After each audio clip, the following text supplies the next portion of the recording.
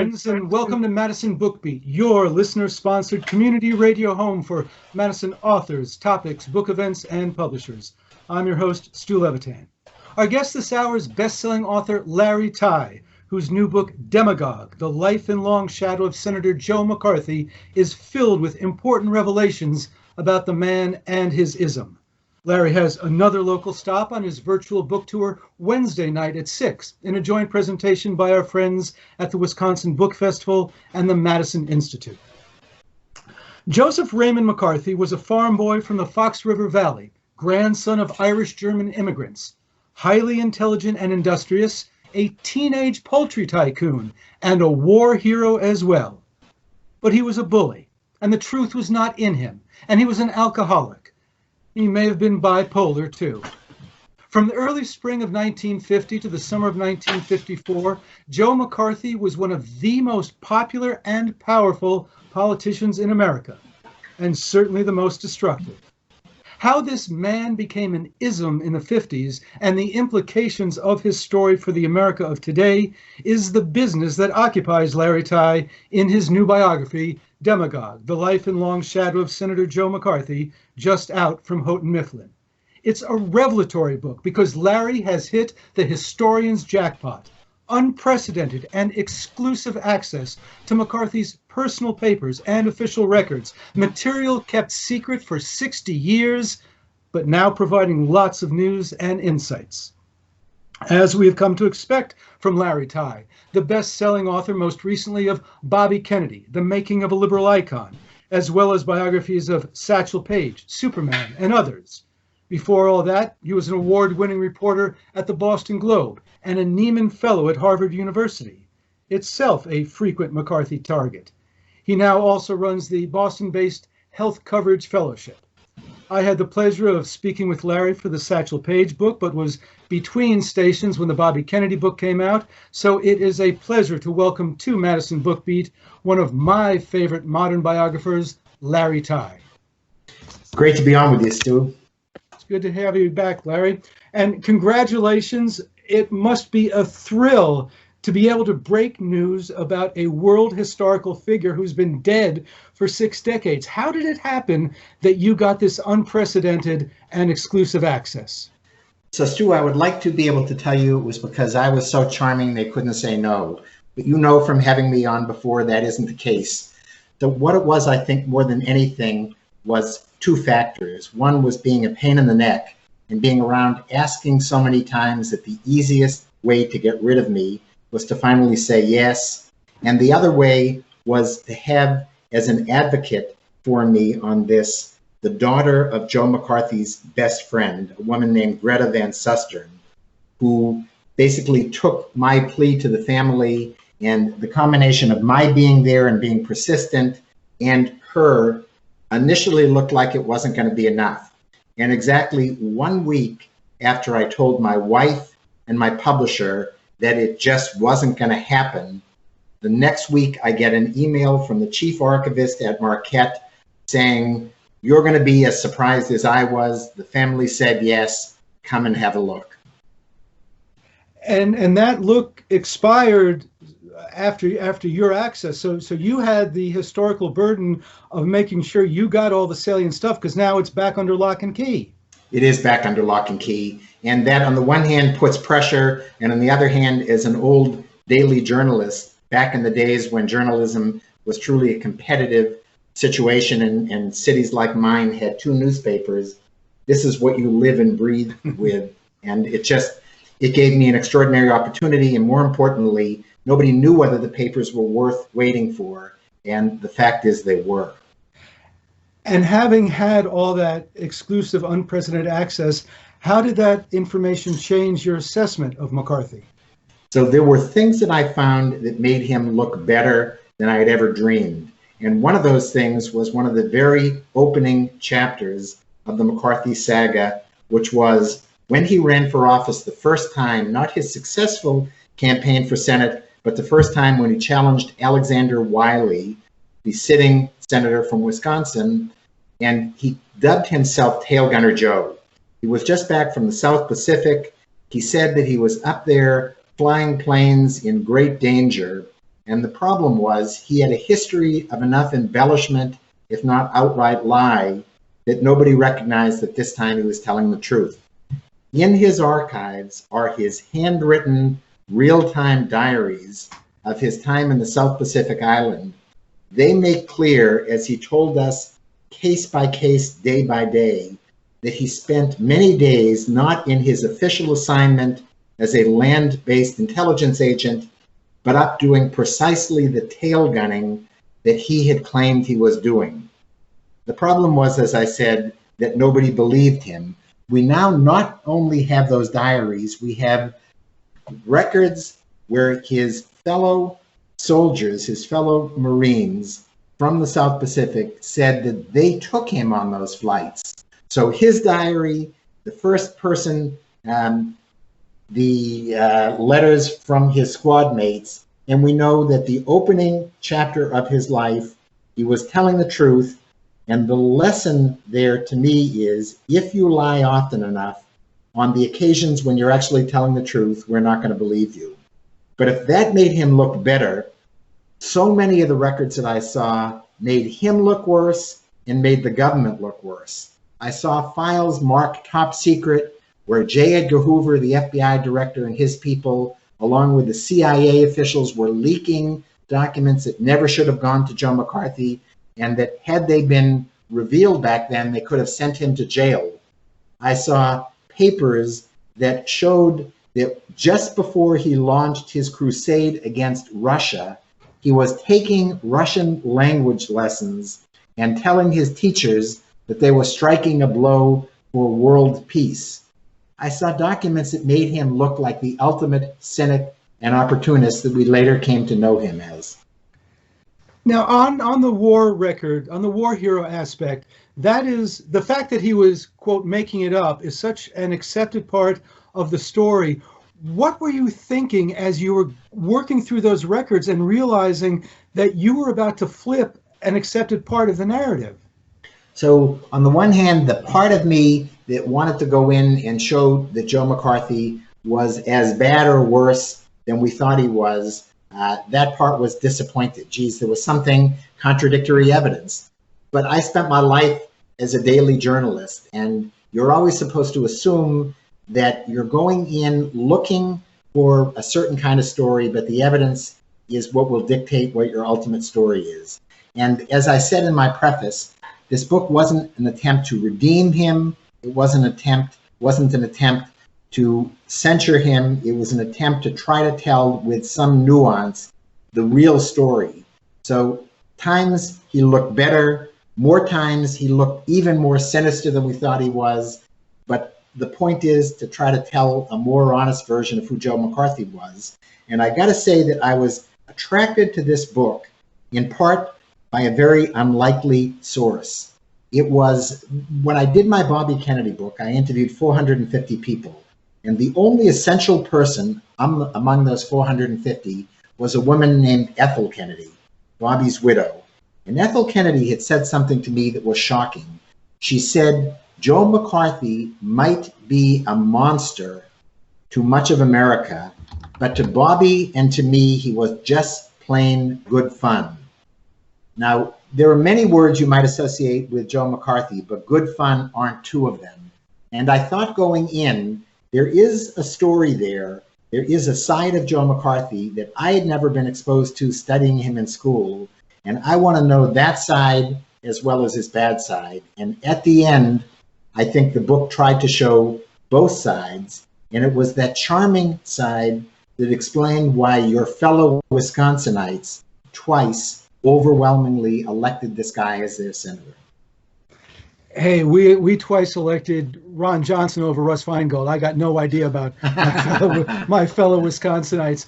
And we're going to talk about the Kennedy aspect because the Kennedy connection is huge. I mean, he's partially bankrolled by Joe Kennedy. He helps Jack Kennedy get elected. He, of course, famously gives Bobby his first job. So we're going to talk about the Kennedy connection. But one final thing on the war hero. Why didn't he prove that he was telling the truth at the time?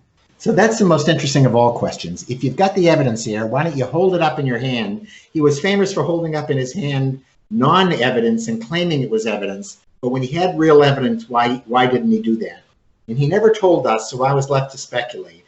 And that's what biography is all about. It's taking what evidence there is and trying to draw some logical conclusion. And my conclusion is a guy that we thought had absolutely no shame actually did, in this one instance of his life, have shame. I think he fell partly on something as critical as his putting his life on the line by volunteering to be a tail gunner. If the public, or more importantly in this case, the press, didn't believe them, to heck with them.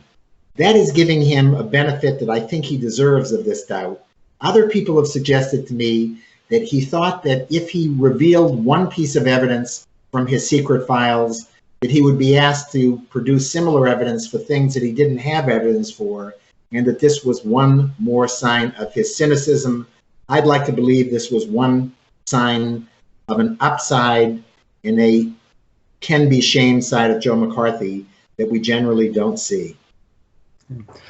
With the benefit of hindsight, do you see anything in those early years that would foretell any of the personal disorders or mental health issues that would contribute to his downfall?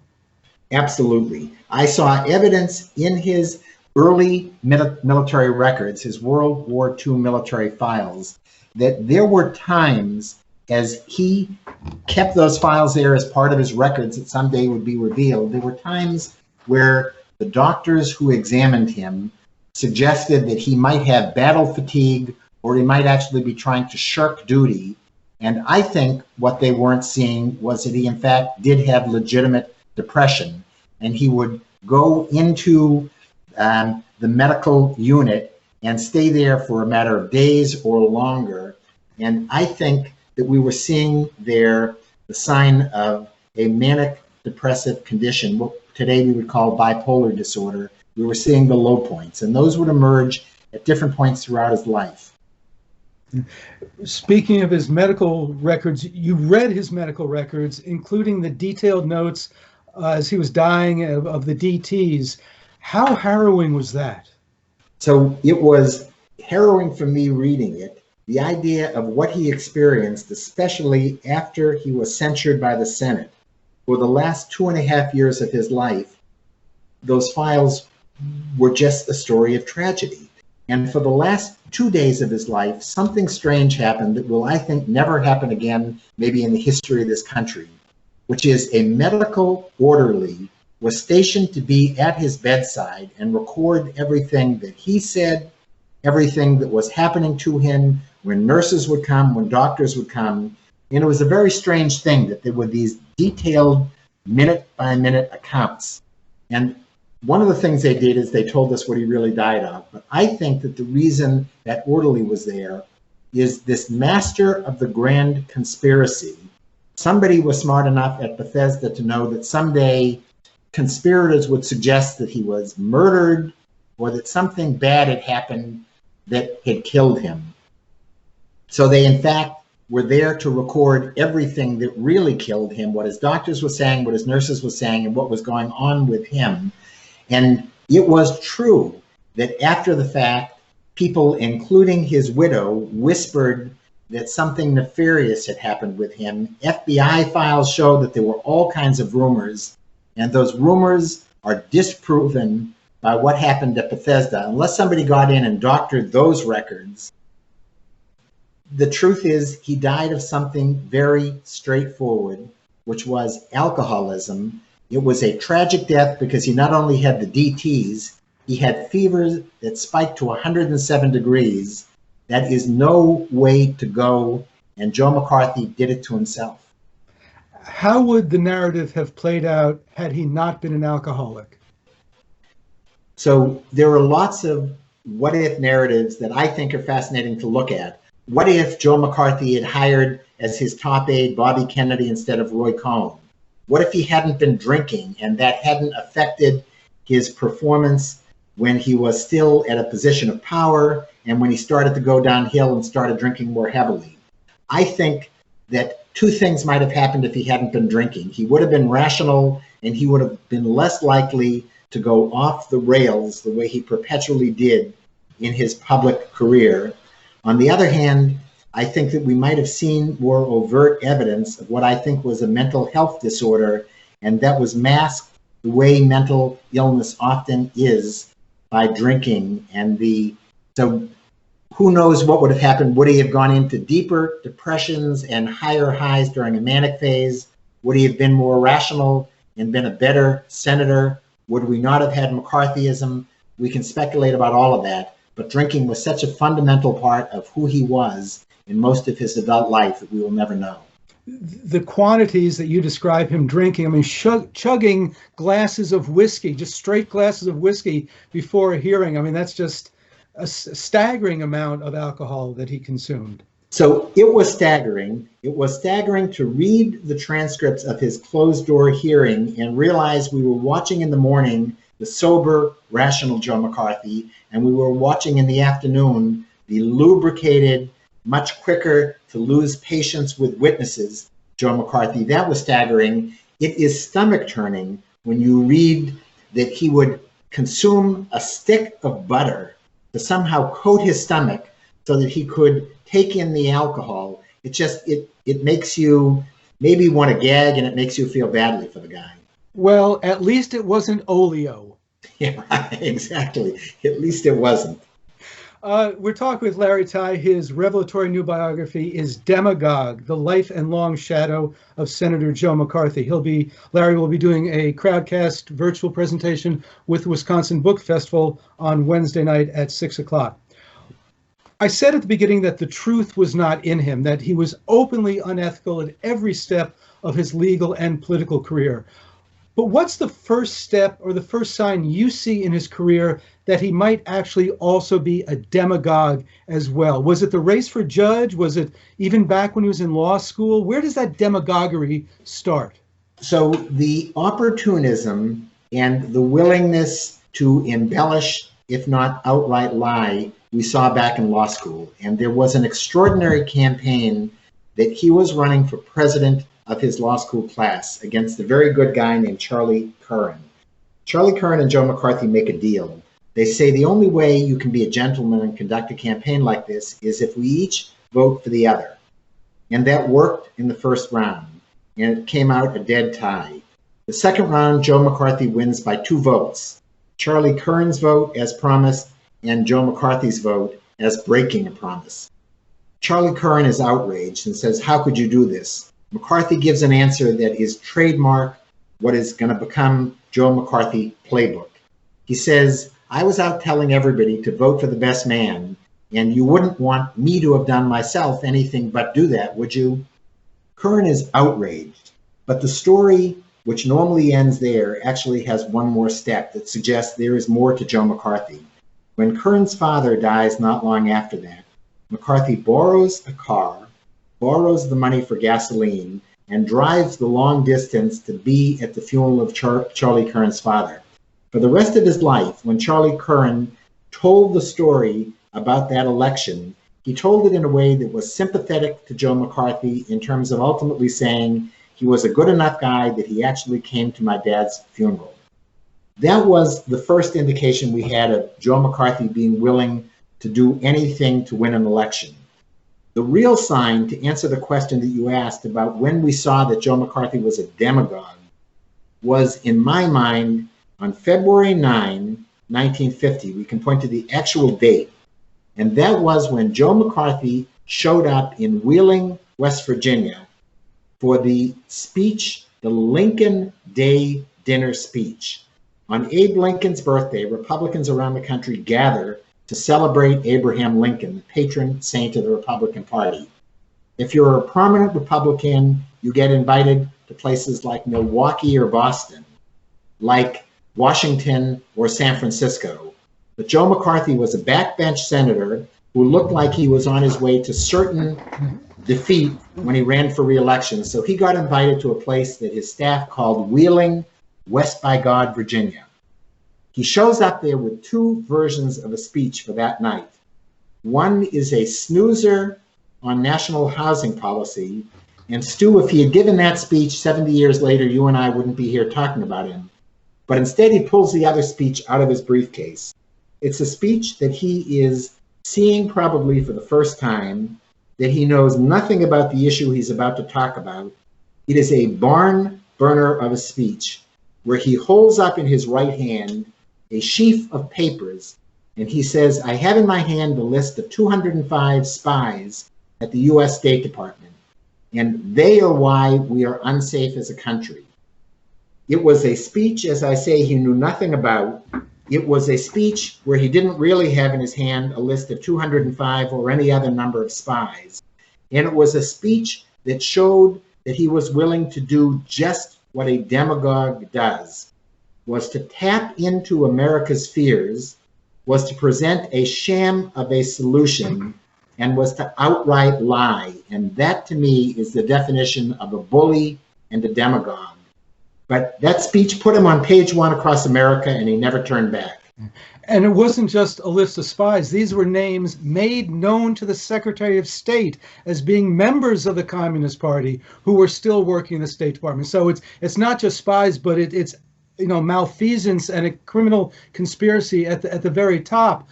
Now, he doesn't give this speech in a political vacuum. Set the Cold War scene in America vis-a-vis Russia or the Soviet Union as the new decade opens. So it's 1950, the beginning of 1950. Nationalist China has just become Red China. The so-called atomic spies, Ethel and Julius Rosenberg, have been indicted and tried. He is playing into a very real fear of the Soviet Union. We're about to teach our kids not long after that in the event of an atomic bomb, they should do what was called duck and cover. They should put their hands over their head and duck under their desk, and that'll keep them safe in an atomic explosion. We are so petrified that we're willing to listen to anything, including Joe McCarthy tell us that there are these risks at the State Department that our president has willfully ignored. And the fear is real, but again, the solution is not a solution. And to be honest, the State Department security was not the tightest. There were Russian spies and even members of the party in the federal government, including in Congress. McCarthy did expose at least one actual communist, but for such a significant speech, this was a pretty slapdash affair, wasn't it?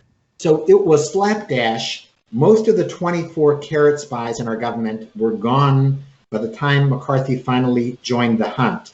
And the best cache of information on who the real spies were files that were known as Venona, these records that we were decoding Soviet cables in real time at that time. And after the fact, when all of that was made public, a very smart scholar of the Cold War named John Haynes went and compared all of McCarthy's names to the names in the Venona records, the Soviets' own records. And he found 9 names of the hundreds that McCarthy named who were there in the Venona files, and most of them had been named beforehand by somebody else. There was a joke that went around at that time that I think had a huge element of truth in it, that Joe McCarthy could be dropped in the middle of Red Square on May Day and not recognize a communist. And the thing is that he was ultimately doing the Communist Party a favor by discrediting the anti-communism cause. So the one thing that anti-communists could agree with communists on was that Joe McCarthy was a disservice to both of their movements, that he absolutely discredited the anti-communist cause. People looked and said, Joe McCarthy was discredited, his naming of names was a fraud and a hoax, and he took down in many ways the movement with him. But he also had a lasting effect on anybody who was a leftist. To this day, people are afraid that if they call for anything from Medicare for all to any seemingly leftist solution, they will be tainted as a socialist, if not a communist. And so we see the effects on the anti-communist movement and the communist movement lasting well over 60 years after Joe McCarthy's death. And to compound the tragedy, all those old China hands that he drove out of the State Department might well have been able to prevent the wars in Korea and Vietnam. So that is absolutely true. And the other thing that's true is I saw when I was doing my research on Bobby Kennedy that the Kennedys were so out to prove that they were tough on communism because they had grown up in this Joe McCarthy version of the Red Scare, that got us into the fiasco at the Bay of Pigs, and I think set up their administration for all of its early failures. And Bobby Kennedy, who was trained at the knee of Joe McCarthy, took on too many of Joe McCarthy's mistakes as his own mistakes. Yeah. Well, we will talk about Bobby in just a second, but just to finish with the communists, is it possible that the Communist Party realized how useful McCarthy was early on, and that's why they gave him such prominent play in the Daily Worker, and the fact they even endorsed him in that 1946 campaign against young Bob La Follette? Yes. So I think, on the one hand, in that campaign, we give too much credit. That's a brilliant backstory, the idea that McCarthy was helped with his first election victory, his primary victory against La Follette, by the communists. And in fact, people who have gone back and are smarter than me in terms of Wisconsin history and the history of the Wisconsin Communist Party say that that's been overblown a bit. They did give him, but not active support.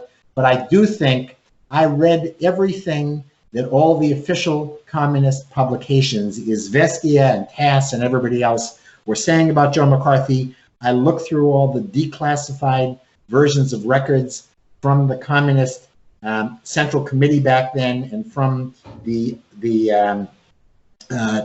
embassy in Washington, and they were calling him a clown and making fun of him. I think that you're right, that they realized that on the one hand they were right and he really was a clown, but I also think they realized how useful he was for them. And it was impossible not to see that, because they knew better than anybody that all of his charges were not true and that they really weren't spies. And so they would have known how to play him up in a way that would make it look like they were taking him seriously when they knew that he was useful to them. Now, as it happened, young Bob La Follette did employ a member of the party on his Senate committee, and that would come back and have horribly tragic ramifications for young Bob. So can we talk about that for a second? He did do that. I did an interview shortly before Bronson La Follette, Bob's son, who was your attorney general. Shortly before he died, I talked to him and I said, look, there were all these suggestions that McCarthy's threat to call your dad before his subcommittee and to expose what you just said, that he had communists on his staff, that might have pushed your dad into killing himself, this tragic suicide. And I think Bronson was a really sober guy, and he said, look, that has been my assumption my entire life, that he was a young kid at the time that his father killed himself, but he remembered him getting a call from Joe McCarthy, and he remembered the way that brought him down in a way that he hadn't seen his dad go that deep. He said, look, my dad had a lot of medical problems. He might have had issues of depression beforehand, but he felt that Joe McCarthy's telephone call and threat pushed his dad over that boundary, over the limit. And if that was the only story of Joe McCarthy being associated with somebody's killing himself, I might have discounted it. But there was another senator, a guy named Lester Hunt, whose son is convinced that McCarthy's threats to him and McCarthy's raking him over the coals will have pushed his dad to take his life. There were nearly a dozen people who fit into that same rubric. So I can't tell you with any one of them that I would testify that it was true, but I could tell you using standards a whole lot more rigorous than the one Joe McCarthy used against his enemies, that people make a convincing case that Joe McCarthy pushed them into suicide, that he destroyed their careers, and many more people, probably in the hundreds of thousands, if not the millions, who Joe McCarthy directly or subtly silenced from expressing their true political views. You've got a chapter entitled Body Count. Can we even count the number of people who he victimized, starting from 1950 going to 1954, or is the number incalculable?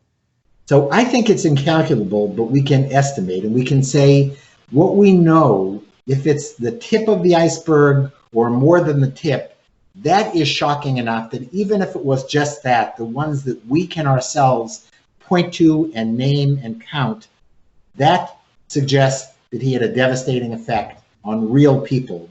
And I think understanding those people as demagogues target people, we tend to focus on the targets momentarily, but we don't go back and look, what effect did that have on the rest of your life?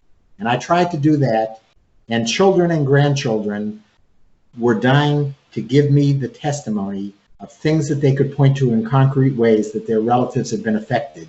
And you have a relative two relatives who grew up in that era, and you can give us probably better testimony than I found. Well, I'll just say my first political protest was in utero at a Rosenberg death penalty vigil, and so my mom was on the left, we can say.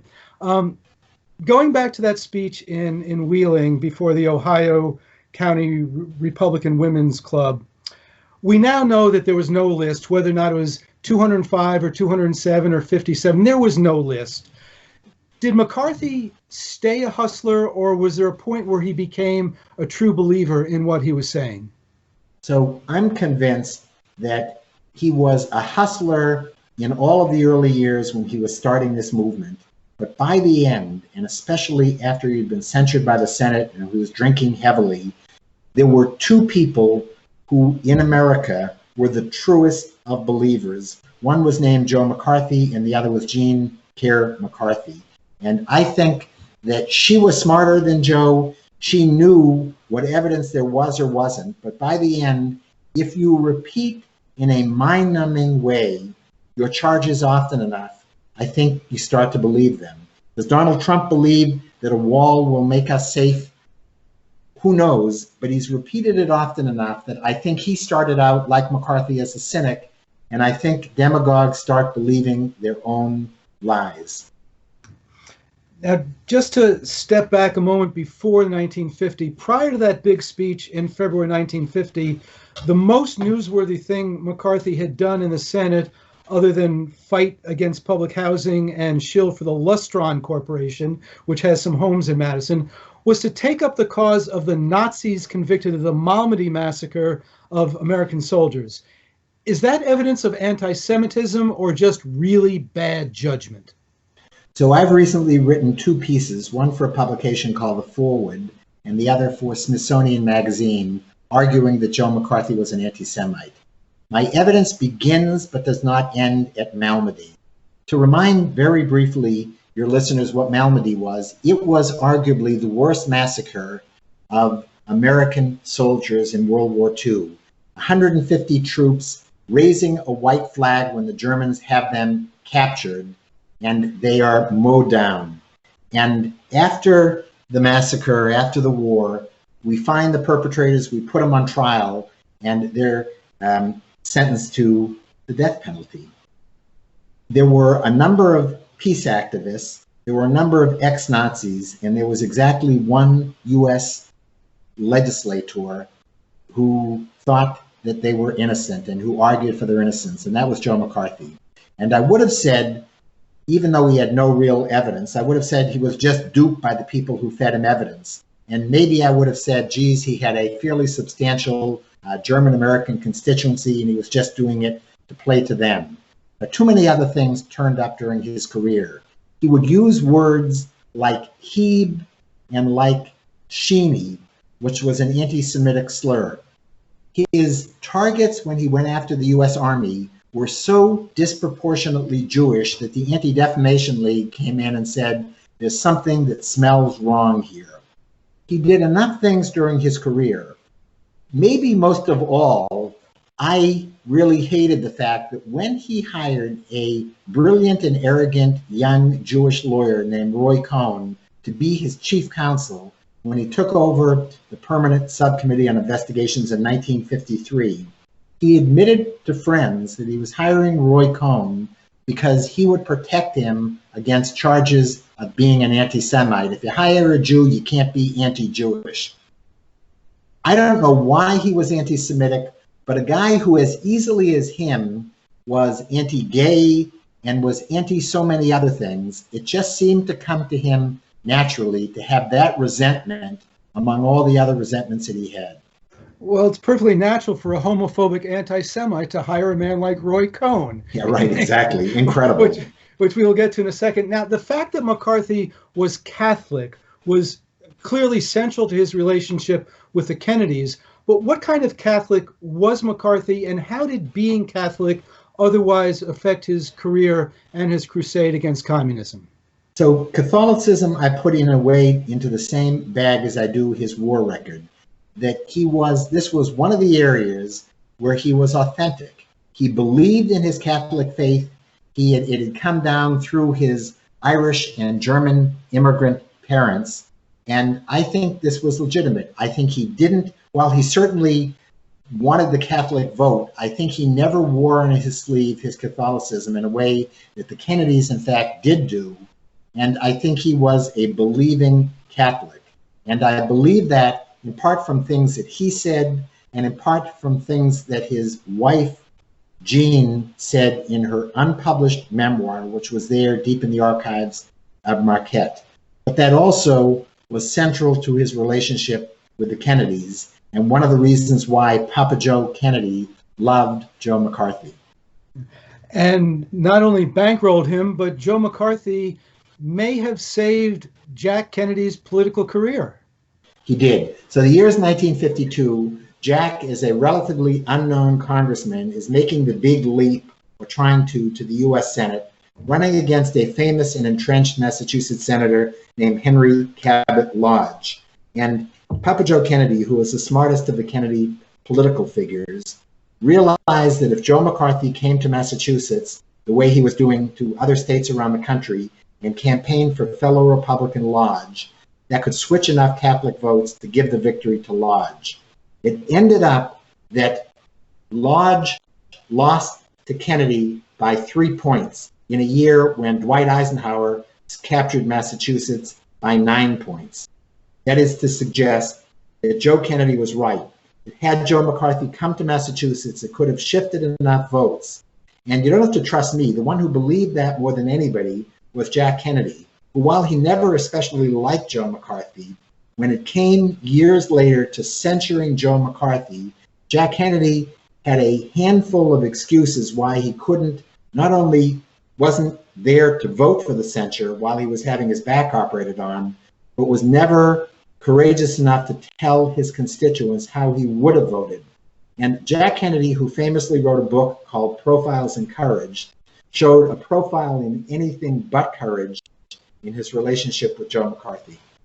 And for a man living in Massachusetts, you got to be careful when you say things about the Kennedys, don't you? Well, for a man living in Massachusetts, I've got to be careful when I say that. And for a man living in Massachusetts, Jack Kennedy had to be careful when he said anything critical about Joe McCarthy, because that was one of the states where McCarthy had his deepest reservoir of support. We will get into the Bobby Kennedy aspect, because that's one of those hinges upon which world history turned in a second. But going back to 1950 and the immediate aftermath of that speech in Wheeling, it is stunning how quickly McCarthy rockets to stardom. How much of his success was due to his amazing ability to manipulate the press? I think a huge amount was, and we see it in that very speech in Wheeling. So it was not accidental. If Joe McCarthy was going to deliver a controversial speech on a new topic, it was not accidental that he chose an entirely out-of-the-way place like Wheeling, West Virginia. He knew, and it was true, that the reporters who would cover his speech were a reporter for the Wheeling Intelligencer tiny newspaper and an outlying AP reporter. And he knew that they wouldn't know who to call that night for comment in the State Department or know how to rebut anything he said. So they reported what he said as he said it. He knew that if he gave the speech as a dinner speech, it would be too late on deadline to, even if they had known who to call, to get a comment. So Joe McCarthy knew precisely the rules the press played by, and he manipulated them by playing off of those rules, by leaking things generally out in outlying burgs, by doing it on deadline so his version of the story would be on page 1 the next day and the rebuttal would be on page 24 the day after. He knew how to charm the press, and he knew when the press got testy and started taking him on, how to attack the press. He would publicly threaten the press, another lesson that the incumbent president has learned. Absolutely, Donald Trump's attitude toward the press is directly out of the McCarthy playbook, and Joe McCarthy's attitude to the press and way of intimidating the press was most aptly captured one night when he took on the reporter he hated more than anybody in America, a reporter who was the most popular columnist in America back then named Drew Pearson. McCarthy ran into him in the hat check room at an elegant Washington supper club. He whacked him with the side of his hand and would have pummeled him if a famous Quaker peacemaker named Richard Nixon hadn't stepped between the two. And most viciously of all, McCarthy went after Drew Pearson's radio sponsor, a company called Adam Hats, and he got them to withdraw their sponsorship for Drew Pearson and to take away half of his income. Joe McCarthy, a practitioner of cancel culture. We're talking with Larry Tye. His new book is Demagogue, The Life and Long Shadow of Senator Joe McCarthy. All the lessons that Trump learned from McCarthy were because his mentor was a man who had McCarthy as his mentor, Roy M. Cohn, which brings us to, as I say, one of those personnel decisions upon which world history turned. Think how everything would have been different if McCarthy had hired Bobby Kennedy instead of Roy Cohn. Would he have become more like Kennedy, or would Kennedy have become more like him? So a little bit of both. He would not have taken the Joe McCarthy off the cliff quite as easily as Roy Cohn did. Roy Cohn, your listeners may remember, is the guy who really dug the hole for Joe McCarthy when he took on the U.S. Army. And it was all the embarrassing things Roy Cohn did to try to protect his sidekick and possible lover, a guy named David Schein, that got McCarthy into the most trouble during those Army-McCarthy hearings.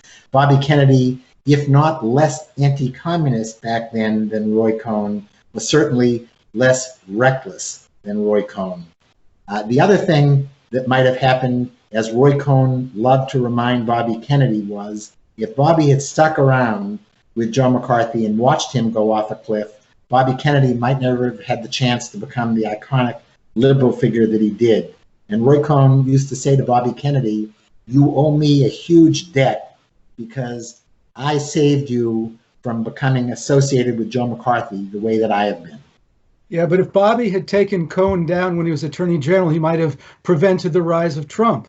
So all kinds of what ifs, and Bobby Kennedy tried everything that he knew. He despised Roy Cohn and tried everything he knew to bring him down. But he stayed loyal to McCarthy.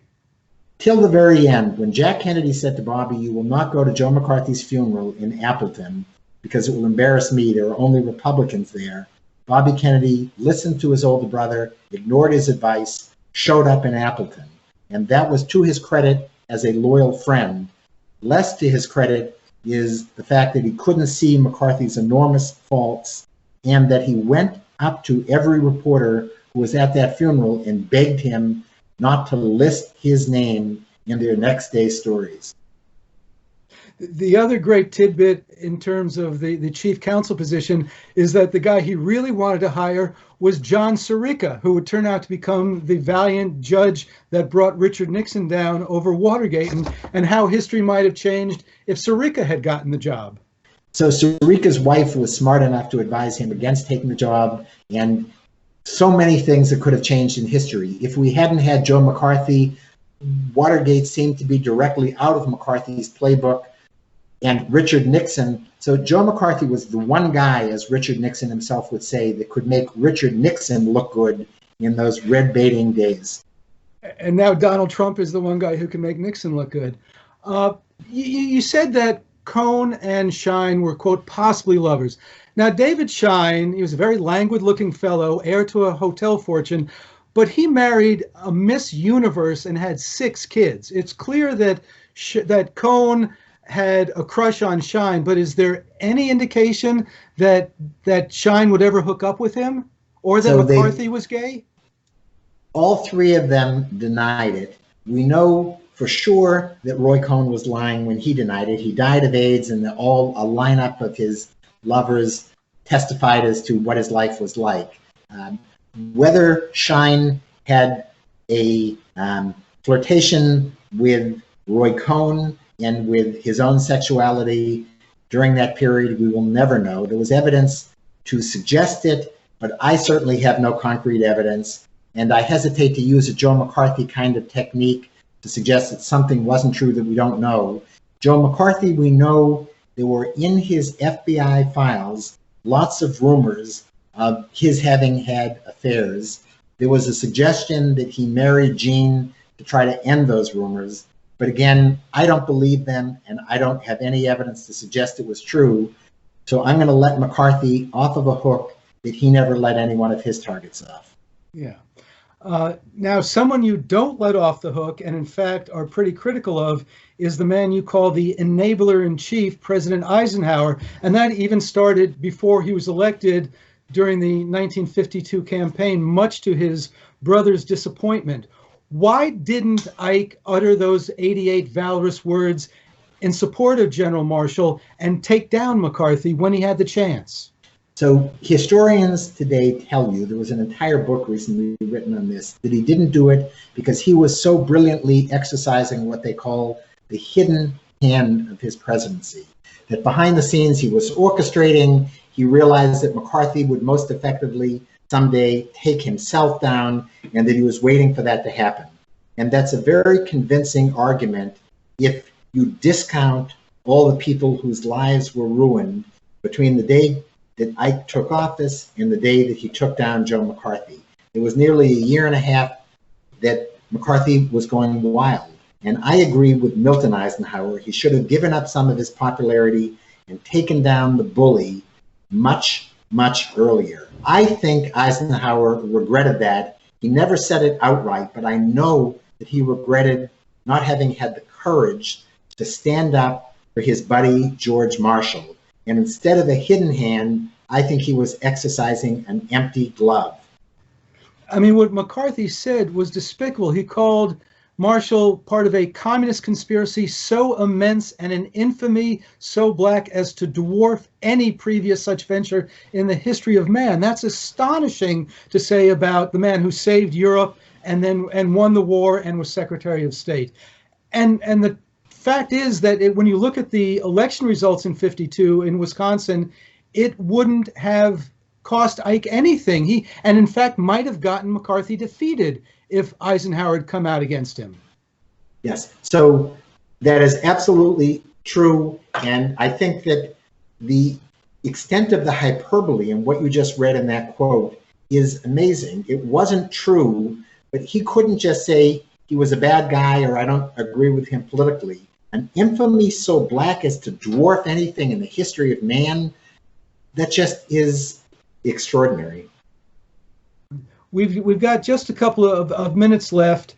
The Army McCarthy hearings, not a highlight for anybody's life. The big moment is Joseph Welch saying, at long last, have you no sense of decency, sir? How dispositive was that moment in the arc of McCarthy's downfall? And did Joe Welch have that line already prepared? So less dispositive than we think. He absolutely had it prepared. He was ready to use it. He knew McCarthy would give him an opening. And I think what took down McCarthy in those hearings was day after day, millions of Americans watching the guy that they thought was their hero exposed as a town bully. Starts the hearings with exactly 50% of America supporting him. 6 months later, in August of '54, ends the hearings with just 34%. When his popularity plummeted, it gave fellow senators the courage to take him down. But my book is, I want to say that my book is maybe about a bleak and dark character like Joe McCarthy, but those hearings are part of what my book is, in fact, a good news story. And the good news is that every demagogue in American history, given the rope, hangs himself. The good news is that America may not recognize a bully in the first instance, but we find our better nature and we bring down the bully. Well, now we've got a bully. We got McCarthy on steroids now. We'll see if your hopefulness holds. We've got about 2 minutes left. The ultimate question is, why McCarthy? Why was he the most successful American demagogue prior to Donald Trump? So it's not because even that in that era of the Red Scare, it's not because he did the most to expose Reds. That would have been a guy named Martin Dies, the chair of the House Un-American Activities Committee, or Truman himself, the president who imposed the loyalty program. It was because McCarthy was more of a cowboy. He knew that not just saying there were traitors in the State Department, but counting them and naming them. He had that sense of flair, of whimsy, and that's what won over Wisconsin, and that's what won over half of America.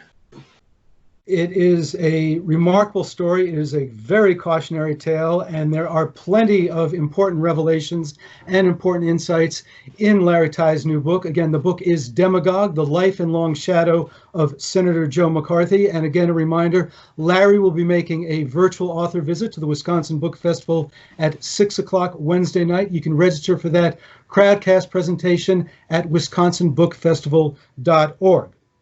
Next week on Madison BookBeat, a conversation with University of Press author Patrick W. Steele about his new book, Home of the Braves, The Battle for Baseball in Milwaukee.